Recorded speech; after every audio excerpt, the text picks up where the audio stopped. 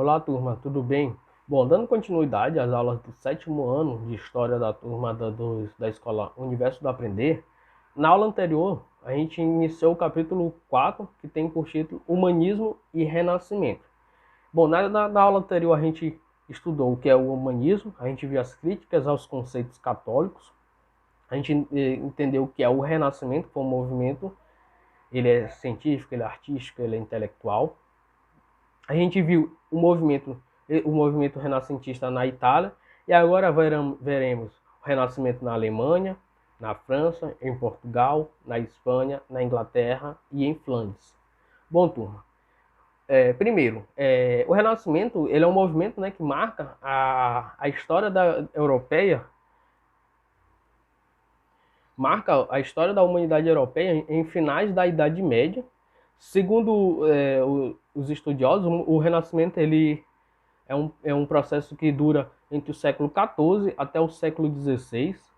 Então, ele se espalha por várias regiões da Europa, que é o que vamos tratar agora. Bom, já falamos, né, do Renascimento na Itália, entendemos como foi esse Renascimento lá. Agora vamos ver o Renascimento na Alemanha. Bom, o Renascimento na Alemanha ele é do final do século XV e início do século XVI. Naquele período, a Alemanha estava sob o contexto da Reforma Protestante, que é o assunto que veremos posteriormente, que é um assunto extremamente importante também. Ele surge na Alemanha. Então, a Alemanha está sob esse contexto. Esse renascimento na Alemanha, ele influencia a produção artística alemã. Ele sofre a influência, né, do renascentismo italiano. Como a gente viu, o Renascimento ele surge na Itália. E dentre os principais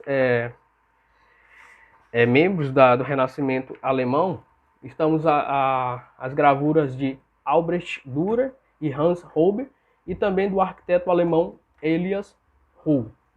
Aqui a gente vê na página 310 uma fotografia da prefeitura da cidade de Augsburg, na Alemanha. Bom, esse prédio, né, como a gente observa, bastante suntuoso, ele foi projetado por Elias Hohl, que era um arquiteto, no século 17. E essa fotografia é de 2018. Então a gente vê a imagem, né, da arquitetura renascentista alemã. Bom, aqui a gente já observa gravuras dos artistas alemãos renascentistas. A primeira é a gravura de Albrecht Dürer, feita no século XV, que representa o céu e o inferno. Bom, a segunda gravura do meio é o autorretrato com luvas, olhos sobre painel, de Albrecht Dürer, também, de 1498. E a terceira figura é o retrato de Ana de Cleves, que é um óleo sobre tela de Hans Holbein, o jovem, que é de 1539. Bom, como já falamos, em um ambiente de mudanças e violentas disputas religiosas, a Alemanha está sob um contexto de reforma protestante. Esse renascimento ele influencia a produção artística alemã. Aí já citamos Albrecht Dürer, Hans Holbein, e essas pinturas alemães elas se inspiram justamente no Renascimento italiano, e também, apesar delas apresentar uma característica própria germânica, ou seja, uma característica própria alemã, como os temas religiosos com tendências trágicas e sombrias. Então, esses são os artistas principais do Renascimento alemão.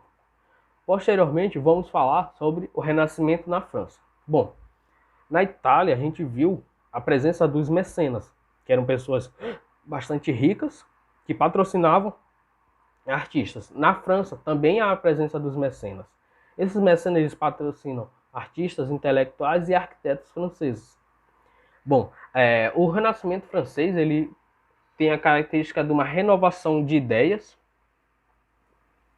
A França vivia então uma época de renovação de ideias. Um dos pensadores mais notáveis do período foi Michel de Montaigne, ele escreveu a obra Ensaios, defendendo a necessidade de adotar uma postura cética em relação a dogmas ou a verdades absolutas. A filosofia cética afirma que o nosso saber não pode chegar a nenhuma certeza em relação à verdade absoluta. O melhor é manter-se em dúvida intelectual permanente sobre ideias, instituições e fatos. Para Montaigne, os sentidos humanos não são confiáveis e o caminho para se libertar da superstição e da hipocrisia está na dúvida, não na fé. Então é isso que é a filosofia cética. Os principais renascentistas franceses é Michel de Montaigne, François Rabelais.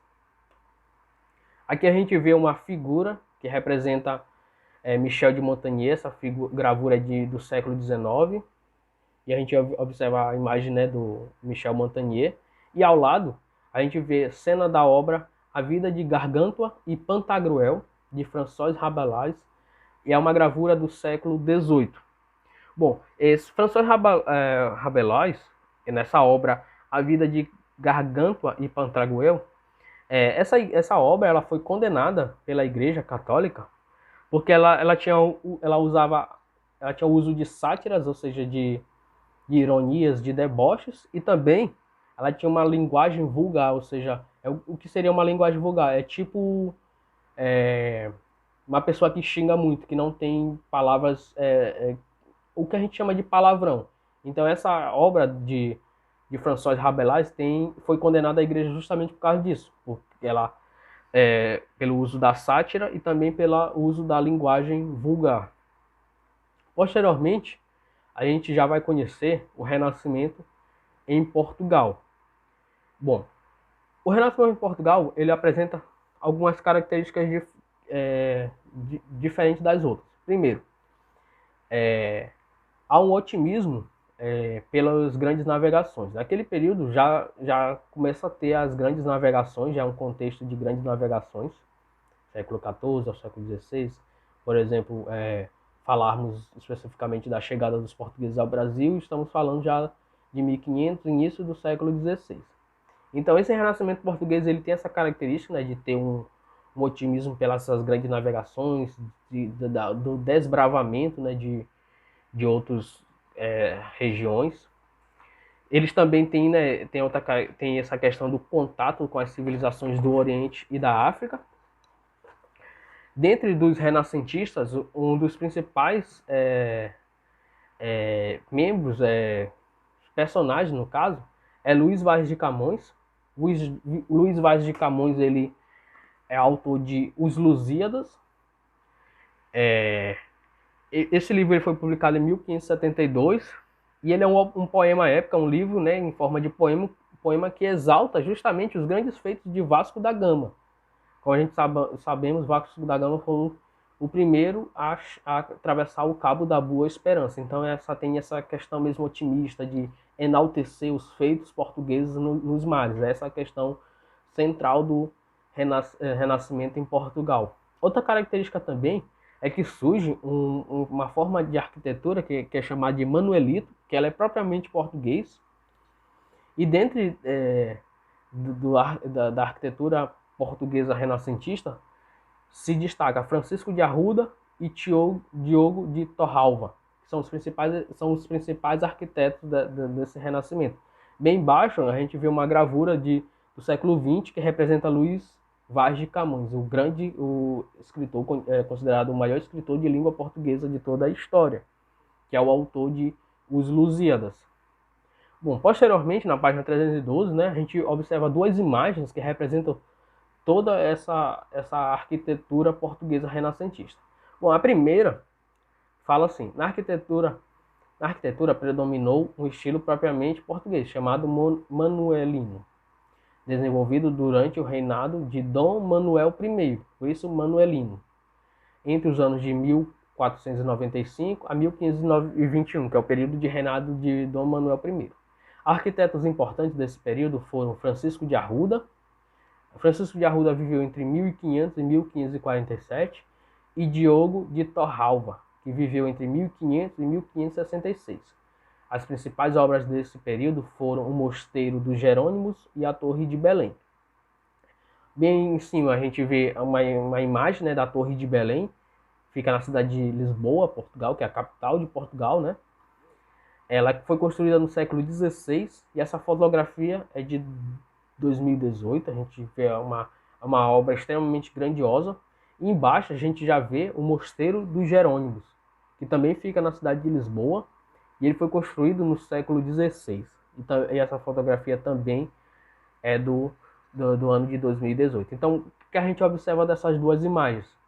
Foram construções extremamente grandiosas, realizadas por esses arquitetos portugueses, e é uma característica desse renascimento português.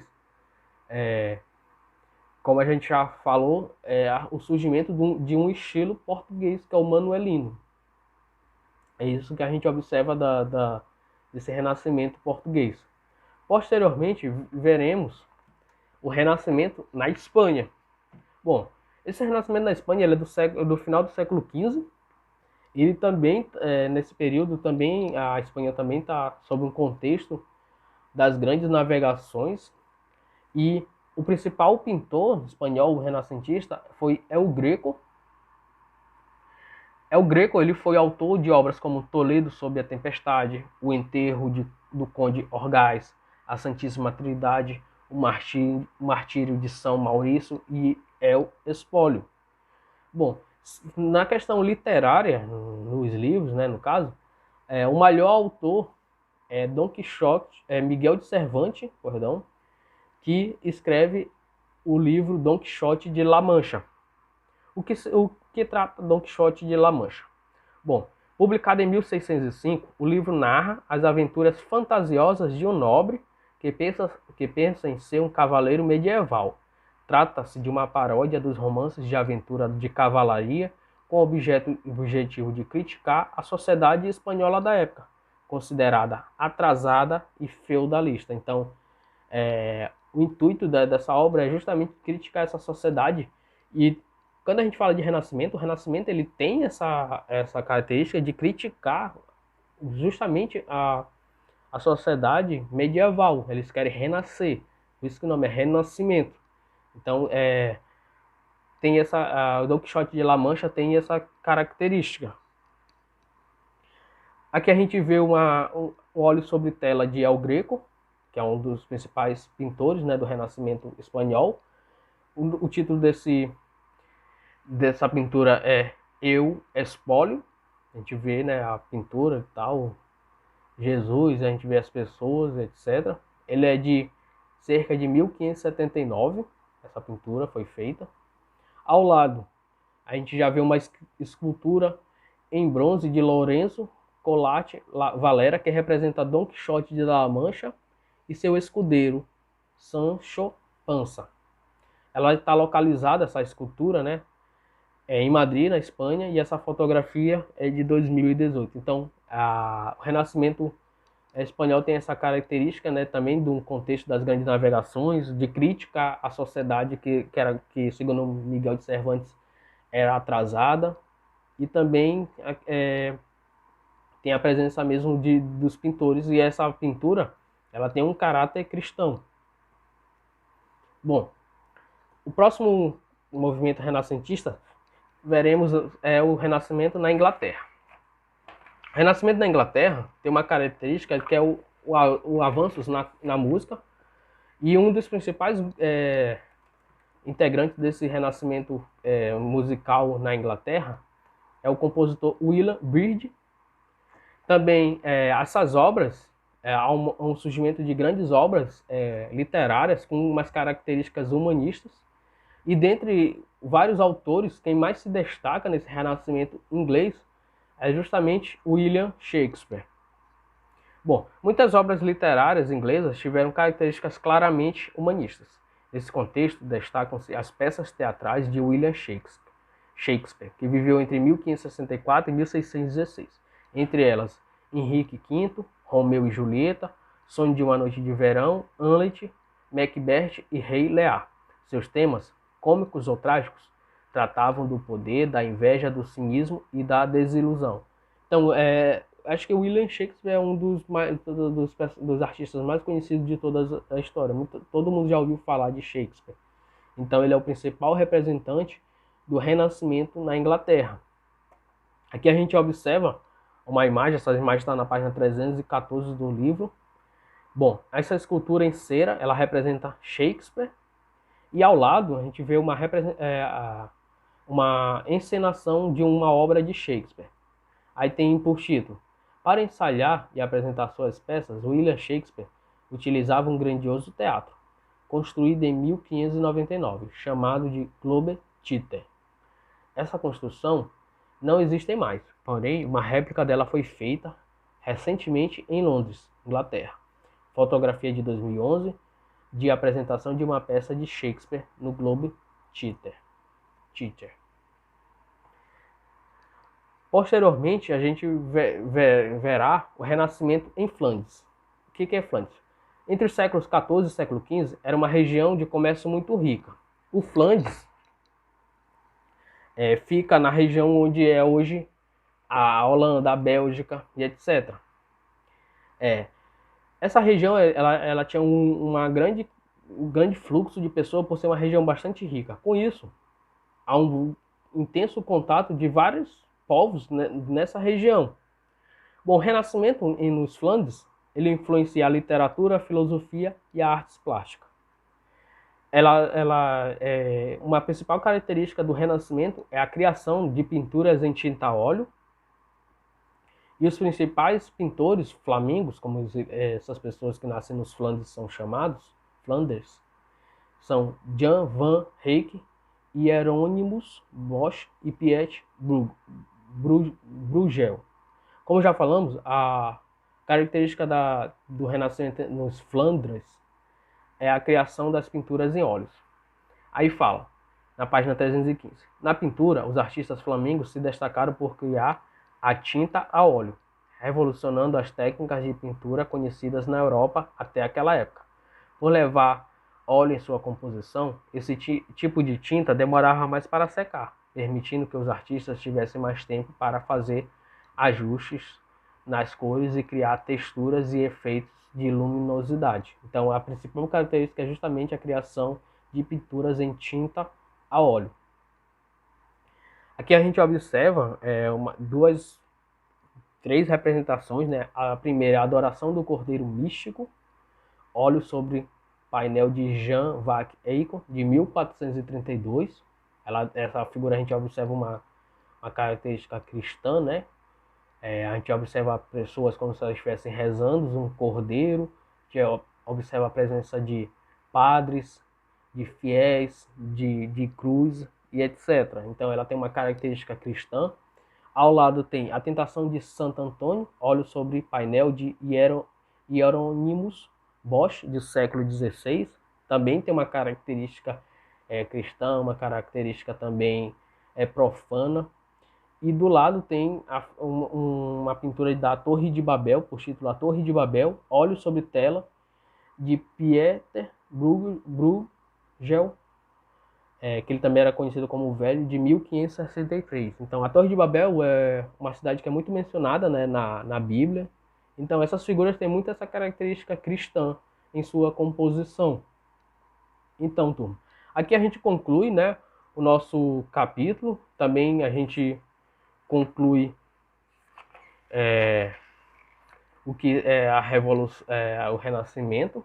A gente estudou, né, o que é o humanismo, o que é o Renascimento, o que é o teocentrismo, antropocentrismo, o método científico e as diversas perspectivas renascentistas de acordo com a sua região.